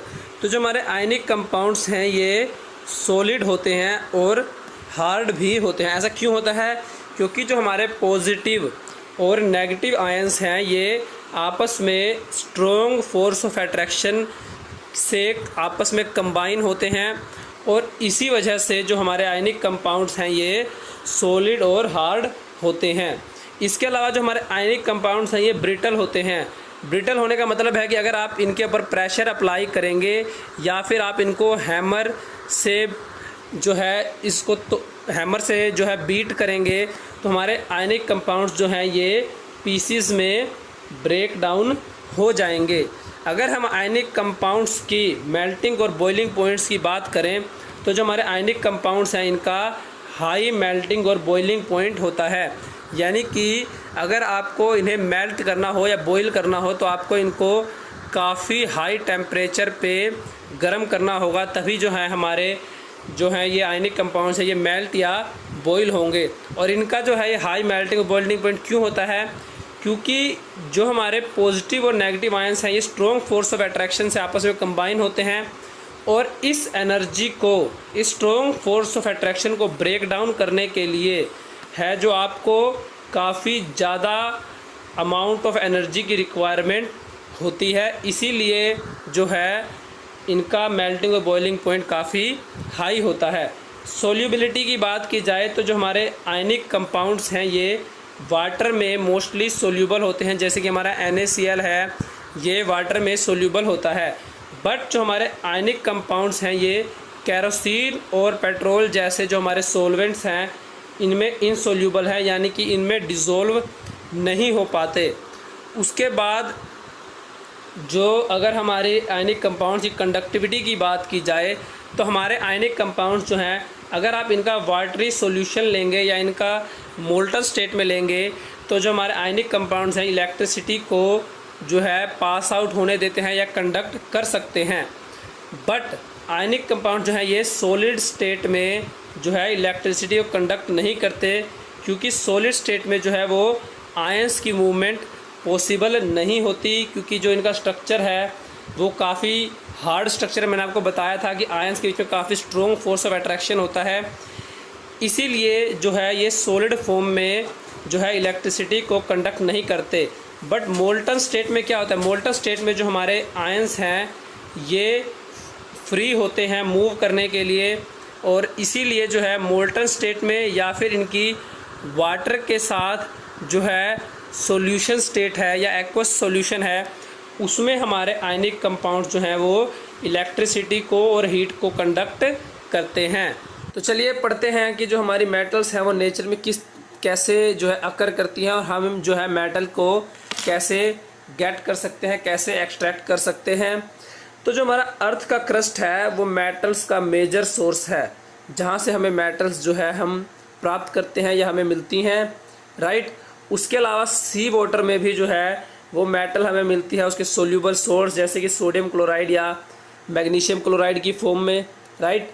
तो मेटल्स के ऐसे कंपाउंड्स जिससे जो मेटल है हमारी नेचुरली अकर करे अर्थ क्रस्ट में, उन्हें हम कहते हैं मिनरल्स। ठीक है, तो ये हमारे मिनरल्स की डेफिनेशन है। उसके बाद हमारे कुछ मिनरल्स ऐसे होते हैं जिनमें हमारी कोई पर्टिकुलर मेटल का परसेंटेज जो है वो काफ़ी ज़्यादा होता है, और उस मिनरल से हम जो है उस मेटल को प्रॉफिटेबली एक्सट्रैक्ट कर सकते हैं। तो ऐसे मिनरल्स को हम कहते हैं ओर्स। ओर्स के बारे में हम आगे पढ़ेंगे। जैसे कुछ ओर्स होते हैं सिल्वर मेटल के, तो उन ओर्स में क्या होगा, उन ओर्स में जो है सिल्वर मेटल का परसेंटेज जो है वो काफ़ी ज़्यादा होगा। तो ऐसे जो मिनरल्स होते हैं जिसमें किसी मेटल का जो परसेंटेज है वो काफ़ी ज़्यादा होता है, और उनसे हम उस मेटल को जो है वो प्रॉफिटेबली एक्सट्रैक्ट कर सकते हैं। तो ऐसे मिनरल्स को हम कहते हैं ओर्स। तो मिनरल और ओर्स के बाद बारी आती है कि जो हमारी मेटल्स हैं ये नेचर में किस फॉर्म में अकर करती हैं। तो कुछ मेटल्स हमारी ऐसी होती हैं जो अर्थ में हमें फ्री स्टेट में मिलती हैं, जबकि कुछ मेटल्स जो होती हैं वो उनके कंपाउंड्स की फॉर्म में जो है हमें मिलती है। अब कौन सी मेटल फ्री स्टेट में मिलती है और कौन सी मेटल कंपाउंड स्टेट में मिलती है, तो हमने अभी जो है मेटल्स की रिएक्टिविटी सीरीज़ के बारे में पहले भी पढ़ा था। तो रिएक्टिव सीरीज़ के हिसाब से आपको अभी तक नॉलेज हो गई होगी कि जो हमारी लीस्ट रिएक्टिव मेटल्स हैं, अब लीस्ट रिएक्टिव मेटल्स हमारी कौन कौन सी थी। तो लीस्ट रिएक्टिव मेटल हमारी जैसे कि गोल्ड, सिल्वर, प्लैटिनम और कॉपर, ये हमारी ऐसी मेटल्स हैं जो हमें नेचर में फ्री स्टेट में मिलती हैं। यानी कि ये जो है ये मेटल्स हमारी कंपाउंड्स की फॉर्म में नहीं मिलती, बट कॉपर और सिल्वर हमारी ऐसी मेटल्स हैं जो कि कंपाउंड की फॉर्म में भी मिलती हैं और फ्री स्टेट, दोनों ही स्टेट्स में मिलती हैं। तो कंपाउंड स्टेट में जो है हमारी जो कॉपर और सिल्वर मेटल है ये इनके सल्फाइड और ऑक्साइड ओर्स की फॉर्म में हमें मिलेंगी। इसके अलावा जो हमारी मेटल्स यहाँ देखिए टॉप ऑफ द सीरीज़ जो हमारी मेटल्स हैं, potassium, sodium, calcium, magnesium, aluminium, ये हमारी जो है 100 रिएक्टिव यानी काफ़ी ज़्यादा रिएक्टिव मेटल्स होती हैं, और ये नेचर में कभी भी फ्री स्टेट में नहीं मिलती। इसके अलावा जो हमारी ये है रिएक्टिव सीरीज़ के मिडल में जिंक, आयरन, लीड और कॉपर, ये जो है ये हमारी मॉडरेटली रिएक्टिव मेटल्स हैं, और ये जो है ये हमें अर्थ क्रस्ट में इनके ऑक्साइड, सल्फाइड्स या फिर कार्बोनेट्स की फॉर्म में मिलती हैं। और लास्ट में सिल्वर और गोल्ड, ये जो हमारी मेटल्स हैं ये अर्थ क्रस्ट पे फ्री फॉर्म में हमें मिलती हैं। तो इस बेसिस पर जो है हम हमारी मेटल्स को 3 पार्ट्स में क्लासिफाई कर सकते हैं।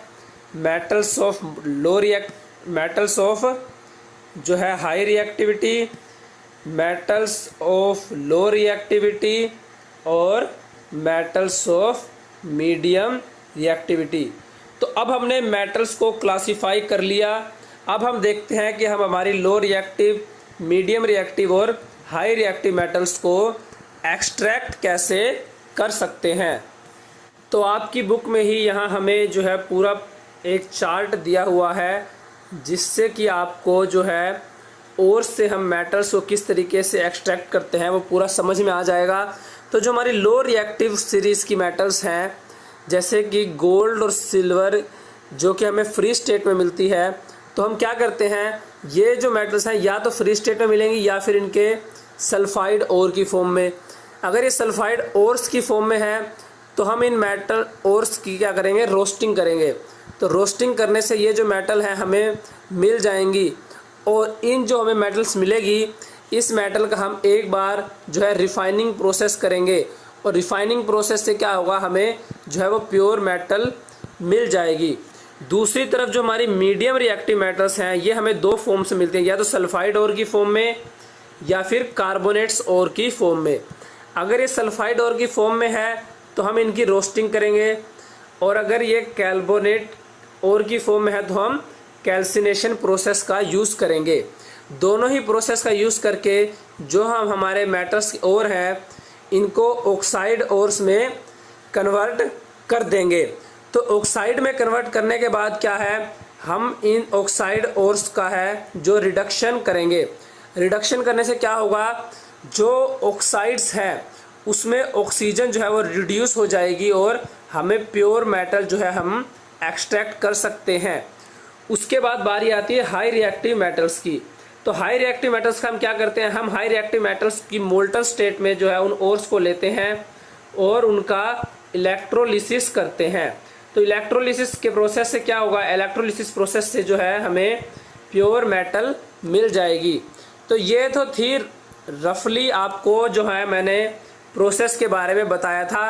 तो चलिए अब इन प्रोसेस के बारे में डिटेल से पढ़ते हैं। तो चलिए अब देखते हैं कि जो हमारी मिडल में एक्टिविटी सीरीज की जो मेटल्स होती है उससे हम मेटल्स को कैसे एक्सट्रैक्ट कर सकते हैं। तो अभी जब हमने ऊपर चार्ट में पढ़ा था, मैंने आपको बताया था, तो जो हमारी मॉडरेटली या मिडल में एक्टिविटी सीरीज की जो मेटल्स होती हैं जैसे कि आयरन, जिंक, लीड या कॉपर, तो ये मेटल्स जो हैं ये मैंने बताया था कि ये सल्फाइड या कार्बोनेट्स दोनों ही फॉर्म में नेचर में अकर करती हैं। अब हमने जब लीस्ट रिएक्टिव मेटल्स को जो एक्सट्रैक्ट किया था तो उनको उनके ऑक्साइड फॉर्म से जो है वो इजीली एक्सट्रैक्ट किया था। तो यहाँ भी यही बताया हुआ है कि जो हमारी मेटल्स हैं उनको ऑक्साइड की फॉर्म में जो है वो एक्सट्रैक्ट करना इजीली होता है as compare to its sulphide और कार्बोनेट फॉर्म। ठीक है, तो हम क्या करेंगे, हम जो हमारे सल्फाइड और कार्बोनेट्स हैं इन ओर्स को मेटल ऑक्साइड्स में कन्वर्ट करेंगे। तो मेटल ऑक्साइड्स में कैसे कन्वर्ट करेंगे, अब जो हमारे सल्फाइड ओर होते हैं इनको तो हम सिंपली जो है हीट करेंगे एक्सेस एयर की प्रेजेंस में, यानी जो है एयर की प्रेजेंस है वो पूरी होनी चाहिए, एक्सेस होनी चाहिए। यानी कि अगर हम मेटल को हीट कर रहे हैं तो एयर की जरा से भी कमी नहीं होनी चाहिए मेटल को हीट करने के लिए। तो इस प्रोसेस को हम रोस्टिंग कहते हैं। दूसरी तरफ जो हमारे कार्बोनेट्स ओर हैं, कार्बोनेट्स ओर को हम कैल्सिनेशन के प्रोसेस द्वारा या कैल्सिनेशन के प्रोसेस के थ्रू ऑक्साइड्स में कन्वर्ट करते हैं। और कैल्सिनेशन में और रोस्टिंग में सिर्फ एक ही डिफरेंस है कि कैल्सिनेशन प्रोसेस में हम जो हमारे कार्बोनेट्स ओर हैं इनको हम लिमिटेड एयर की प्रेजेंस में जो है वो हीट करते हैं, जबकि रोस्टिंग में हम एक्सेस एयर की प्रेजेंस में जो है हमारे सल्फाइड ओर्स को हीट करते हैं। तो उसके बाद देखिए यहाँ आपको रिएक्शन भी दी हुई है, रोस्टिंग ऑफ जिंक सल्फाइड। तो जिंक सल्फाइड की जब हम रोस्टिंग करेंगे एक्सेस अमाउंट ऑफ ऑक्सीजन या एक्सेस अमाउंट ऑफ एयर की प्रेजेंस में, तो क्या होगा, जो हमारा जिंक सल्फाइड है ये ऑक्सीडाइज होके जिंक ऑक्साइड में कन्वर्ट हो जाएगा और इस रिएक्शन में सल्फर डाइऑक्साइड गैस जो है वो रिलीज होगी। दूसरी तरफ यहाँ हमें जिंक कार्बोनेट का जो है कैल्सिनेशन प्रोसेस भी दिया हुआ है। तो कैल्सिनेशन प्रोसेस में क्या होगा, जो हमारा जिंक कार्बोनेट है इसको हम हीट करेंगे लिमिटेड एयर की प्रेजेंस में, और इससे क्या होगा, इससे जो हमारा जिंक कार्बोनेट है ये जिंक ऑक्साइड में कन्वर्ट हो जाएगा और इस रिएक्शन में कार्बन डाइऑक्साइड गैस जो है वो हमारी रिलीज होगी। तो इधर देखिए अब हमने जो है हमारे सल्फाइड ओर्स को रोस्टिंग के थ्रू जो है मेटल ऑक्साइड में कन्वर्ट कर लिया और कैल्सिनेशन के थ्रू जो हमारे कार्बोनेट्स हो रहे हैं उन्हें हमने ऑक्साइड्स में कन्वर्ट कर लिया। बट हमें एक्सट्रैक्ट करनी है प्योर मेटल। तो उसके लिए हम क्या करेंगे, जो हमारे मेटल ऑक्साइड्स हैं उनको हम रिड्यूस करेंगे, और रिड्यूस करने के लिए हम क्या करेंगे, हम रिड्यूसिंग एजेंट्स का यूज़ करते हैं। तो रिड्यूसिंग एजेंट्स हमारे क्या करते हैं, रिड्यूसिंग एजेंट्स जो है ये हमारे मेटल ऑक्साइड्स को रिड्यूस कर देते हैं। आपको रिडक्शन रिएक्शन के बारे में मैंने चैप्टर 1 में बताया था कि रिडक्शन रिएक्शन ऐसी होती है जब हमारा कोई कंपाउंड ऑक्सीजन को लूज़ करता है तो उस रिएक्शन को हम रिडक्शन रिएक्शन कहते हैं। तो रिडक्शन रिएक्शन का हम करवाएंगे हमारे मेटल ऑक्साइड्स की। तो मेटल ऑक्साइड रिडक्शन रिएक्शन हम रिड्यूसिंग एजेंट्स का यूज़ करके करवाएंगे, जैसे कि कार्बन। तो यहाँ इन्होंने एक एग्जांपल भी दिया है कि जैसे हम जिंक ऑक्साइड को कार्बन के साथ अगर हीट करेंगे, यहाँ देखिए तो हमारा जो जिंक है ये रिड्यूस हो जाएगा और हमें प्योर जिंक मेटल मिल जाएगी, जबकि हमारा कार्बन जो है ये ऑक्सीडाइज हो जाएगा और इस रिएक्शन में कार्बन मोनोऑक्साइड गैस जो है वो रिलीज होगी। ठीक है, तो इससे आपको क्या पता लगा? इससे आपको पता लगा कि जो मेटल्स को ऑब्टेनिंग करने का या मेटल्स को एक्सट्रैक्ट करने का जो है मेटल ऑक्साइड से जो प्रोसेस है ये एक रिडक्शन प्रोसेस है, क्योंकि हम इसमें जो है रिडक्शन रिएक्शन का यूज़ करते हैं। तो ऐसा नहीं है कि हम जो है मेटल ऑक्साइड्स से जो है हमारे मेटल ऑक्साइड्स इनसे हम मेटल्स को एक्सट्रैक्ट करने के लिए जो है रिड्यूसिंग एजेंट्स का यूज़ करें। हम जो है डिस्प्लेसमेंट रिएक्शंस का यूज़ करके भी जो है मेटल ऑक्साइड से मेटल्स को ऑब्टेन कर सकते हैं। कैसे? यहाँ नीचे देखिए, यहाँ दिया हुआ है हमें जैसे कि एक जो रिएक्शन दी हुई है, यहाँ हमने मैंगनीज डाइऑक्साइड। अब मैंगनीज डाइऑक्साइड से हम क्या करेंगे? जो हमारी हाईली रिएक्टिव मेटल्स होती हैं, जैसे कि ये देखिए इधर दिया भी हुआ है सोडियम, कैल्शियम, एल्यूमिनियम, हम इन जो है हाईली रिएक्टिव मेटल्स का रिड्यूसिंग एजेंट की तरह यूज़ करेंगे। और अब हमें पता है डिस्प्लेसमेंट रिएक्शन में क्या होता है। डिस्प्लेसमेंट रिएक्शन में जो हमारी हाईली रिएक्टिव मेटल होते हैं, जैसे यहाँ हमने एल्यूमिनियम का यूज़ किया है, तो अभी हमारी हाईली रिएक्टिव मेटल हमारी लो रिएक्टिव मेटल यानी मैंगनीज को उसके कंपाउंड यानी कि मैंगनीज ऑक्साइड से डिस्प्लेस कर देगी। तो डिस्प्लेस करने से क्या होगा?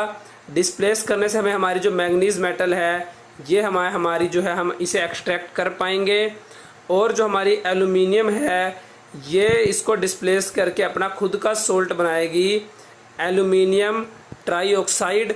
और साथ ही हमें जो है इस रिएक्शन में हीट इवॉल्व होगी, यानी कि जो हमारी ये रिएक्शन है वो एक्सोथर्मिक रिएक्शन होगी।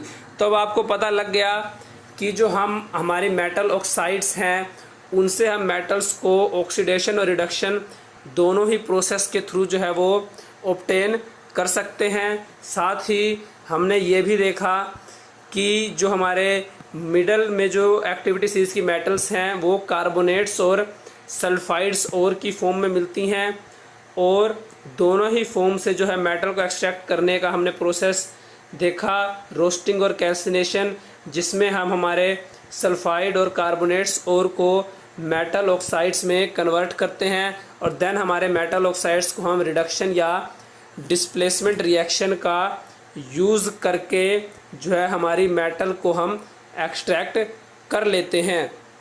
और इस डिस्प्लेसमेंट रिएक्शन को मैंने आपको बताया ना, जो हमारी डिस्प्लेसमेंट रिएक्शन है ये एक्सोथर्मिक होगी अगर हमें मेटल को एक्सट्रैक्ट करना है। तो अगर हम जैसे कई बार हमारे जो आयरन ऑक्साइड है, तो आयरन ऑक्साइड से अगर हमें जो है मेटल को एक्सट्रैक्ट करना हो तो हम क्या करते हैं? मैंने आपको बताया ना हाईली रिएक्टिव मेटल, तो हम एल्यूमिनियम जैसे हाईली रिएक्टिव मेटल का यूज़ करेंगे, जिससे कि हमारा जो आयरन है वो डिस्प्लेस हो जाएगा और एल्यूमिनियम ऑक्साइड अपना जो हमारी एल्यूमिनियम है ये अपना एक अलग कंपाउंड जो है एल्यूमिनियम ट्राईऑक्साइड जो है ये बना लेगी और इस रिएक्शन में हीट निकलेगी। राइट, ये तो हमें जो है मैंने आपको बताया था कि रिएक्शन हमारी एक्सोथर्मिक होती है। बट इस रिएक्शन का जो हमारे एक्सोथर्मिक का हम यूज़ भी करते हैं, तो इसका यूज़ क्या करते हैं? अब इतनी हाईली एक्सोथर्मिक रिएक्शन है कि इसमें क्या होता है, जो हमारी जो मेटल प्रोड्यूस होती है ये मोल्टन स्टेट में हमें जो है वो मिलती है। राइट, तो आयरन की जो रिएक्शन है जिससे हम मेटल्स को आयरन मेटल को उसके ऑक्साइड से जो है वो ऑब्टेन करते हैं, इस मेटल का यूज़ किया जाता है इस रिएक्शन का रेलवे ट्रैक्स को आपस में जॉइन करने के लिए, या फिर जो रेलवे ट्रैक्स में जो हमारे क्रैक्स होते हैं उनको फिल करने के लिए। इसके अलावा जो हमारी मशीनरी के पार्ट्स होते हैं उनमें भी हमारे जो क्रैक्स आ जाते हैं उनको फिल करने के लिए भी हम इसी रिएक्शन का यूज़ करते हैं। तो एग्ज़ाम में अगर आपसे पूछा जाए कि रेलवे ट्रैक्स को आपस में जोड़ने के लिए किस रिएक्शन का यूज़ किया जाता है, तो आप आयरन ऑक्साइड और एल्यूमिनियम की जो डिस्प्लेसमेंट रिएक्शन है हमारी ये इसको लिख सकते हैं। तो चलिए अब देखते हैं कि जो हमारी टॉप में है जो एक्टिविटी सीरीज में, उन मेटल्स को हम कैसे एक्सट्रैक्ट कर सकते हैं। तो जो हमारी टॉप में होती हैं ये हमारी जो मेटल्स हैं ये काफ़ी ज़्यादा रिएक्टिव होती हैं और हम इनको सिंपली हीट करके जो है वो हम इनको ऑब्टेन नहीं कर सकते, क्योंकि मान लीजिए हम इनको कार्बन के साथ हीट भी करें तो जो कार्बन है इसमें इतनी जो है वो आप पॉसिबिलिटी कहिए, एफिनिटी कहिए, इतनी एफिनिटी नहीं होती कि ये सोडियम, मैग्नीशियम, कैल्शियम या एल्यूमिनियम को के जो ऑक्साइड्स हैं उनको रिड्यूस कर सके। तो ऐसे में हम क्या करते हैं, ऐसे में जो हमारी जो हाईली रिएक्टिव मेटल्स हैं हम इनका इलेक्ट्रोलिटिक रिडक्शन करते हैं। तो इलेक्ट्रोलिटिक रिडक्शन क्या होता है? इलेक्ट्रोलिटिक रिडक्शन में मान लीजिए ये हमारा कोई बीकर है, इसमें हम क्या करेंगे, इसमें हम हमारी मेटल का जो है उसका जो सोल्ट है, जो भी हमारा ओर है, उसकी हम मोल्टन स्टेट ले लेंगे। तो मैंने आपको बताया था जो हमारे मेटल कंपाउंड्स हैं ये आयनिक बॉन्ड बनाते हैं। आयनिक बॉन्ड यानी कि इसमें जो है हमारा एक एलिमेंट ऐसा होगा जो कि पॉजिटिव आयन होगा और एक हमारा एलिमेंट ऐसा होगा जो कि नेगेटिव आयन होगा, राइट। तो हम क्या करते हैं, हम हमारे इस बीकर में दो जो है वो रोड्स डालेंगे। एक होगी हमारी नेगेटिव चार्ज जो कि हमारा होगा कैथोड और एक हमारी होगी पॉजिटिव चार्ज जो कि हमारा होगा एनोड, राइट। तो एक एग्जांपल के थ्रू मैं इसको आपको और अच्छे तरीके से समझाता हूँ। मान लीजिए हमें इलेक्ट्रोलिटिक रिफाइनिंग या रिडक्शन करना है, electrolytic reduction sodium chloride NaCl का, ठीक है। तो अब इसमें क्या होता है, हमारा जो सोडियम है ये हमारा पॉजिटिव चार्ज होता है और क्लोरीन जो है ये हमारा होता है नेगेटिव चार्ज, ठीक है। तो अब क्या होगा, जो हमारा पॉजिटिव चार्ज सोडियम है ये तो हमारा जो है इस मोल्टन स्टेट ऑफ सॉल्यूशन से जो है रिड्यूस होगा या डिस्प्लेस होगा और हमारा जो है सारा जो है ये इसके ऊपर जो हमारा कैथोड है इसके ऊपर डिपॉजिट हो जाएगा, ठीक है। उसकी दूसरी तरफ जो हमारा क्लोरीन है, अब ये हमारा था नेगेटिव चार्ज, तो हमारा नेगेटिव चार्ज क्लोरीन क्या होगा, ये हमारा नेगेटिव चार्ज क्लोरीन हमारे पॉजिटिव चार्ज जो हमारा एनोड है इस पे जो है डिपॉजिट हो जाएगा। तो इस तरीके से हम जो है हमारे जो मेटल्स, जो हाईली रिएक्टिव मेटल्स के कंपाउंड्स हैं उनको जो है अलग अलग करके जो हमारी मेटल है उसको हम ऑब्टेन या एक्सट्रैक्ट कर सकते हैं। तो इधर देखिए अभी हमने मेटल्स की जो लो एक्टिविटी सीरीज़ की मेटल्स हैं उनको भी एक्सट्रैक्ट कर लिया। हमारी जो मिडल में एक्टिविटी सीरीज़ हैं इनसे भी मेटल को एक्सट्रैक्ट करने का प्रोसेस देख लिया और top of the activity series की जो मेटल्स हैं उनको भी एक्सट्रैक्ट करने का प्रोसेस जो है हमने देख लिया। बट इन सभी वेरियस जो रिडक्शन प्रोसेस हैं इनसे जो हमने मेटल को एक्सट्रैक्ट किया ये काफ़ी प्योर या कहें कम्प्लीटली प्योर मेटल्स नहीं होती, इनमें अभी भी कुछ इम्प्योरिटीज़ होती हैं जिनको रिमूव करना ज़रूरी है ताकि जो है हमें प्योर मेटल जो है मिल सके। अब बिल्कुल प्योर मेटल को जो है ऑब्टेन करने के लिए हम क्या करते हैं, इन मेटल्स का इलेक्ट्रोलिटिक रिफाइनिंग करते हैं। तो चलिए देखते हैं हमारा इलेक्ट्रोलिटिक रिफाइनिंग का जो प्रोसेस है ये क्या होता है। तो चलिए अब देखते हैं कि हमारा इलेक्ट्रोलिटिक रिफाइनिंग का जो प्रोसेस है वो होता क्या है। तो यहाँ आपको डेफिनेशन दी हुई है बुक में, आप इसको नोट कर सकते हैं। मैं आपको वर्बली समझा देता हूँ फिगर के थ्रू कि हमारा इलेक्ट्रोलिटिक रिफाइनिंग का प्रोसेस क्या होता है। तो इस प्रोसेस में क्या करते हैं, मान लीजिए कि हमें हमारी कॉपर मेटल जो हमने एक्सट्रैक्ट की थी या ऑब्टेन करी थी इससे इम्प्योरिटीज़ को रिमूव करना है इसके इलेक्ट्रोलिटिक रिफाइनिंग के द्वारा, ठीक है।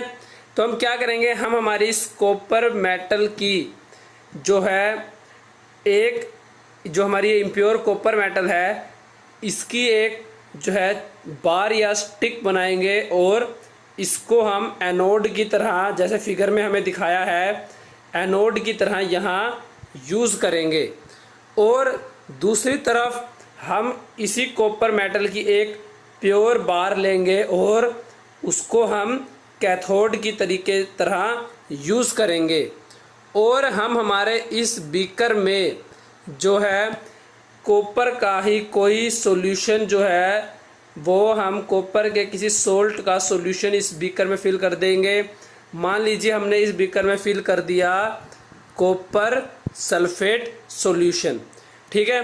तो अब जब हम इन दोनों बार्स को आपस में कनेक्ट करेंगे और करंट को पास करेंगे तो क्या होगा, जो हमारे एनोड पे जो हमारी ये इम्प्योर कॉपर मेटल है ये धीरे धीरे हमारे कॉपर सल्फेट सॉल्यूशन में डिज़ोल्व होनी स्टार्ट हो जाएगी और ये बार जो है धीरे धीरे पतली या डिज़ोल्व होते होते धीरे धीरे डिज़ोल्व होनी स्टार्ट हो जाएगी, थिन होनी स्टार्ट हो जाएगी।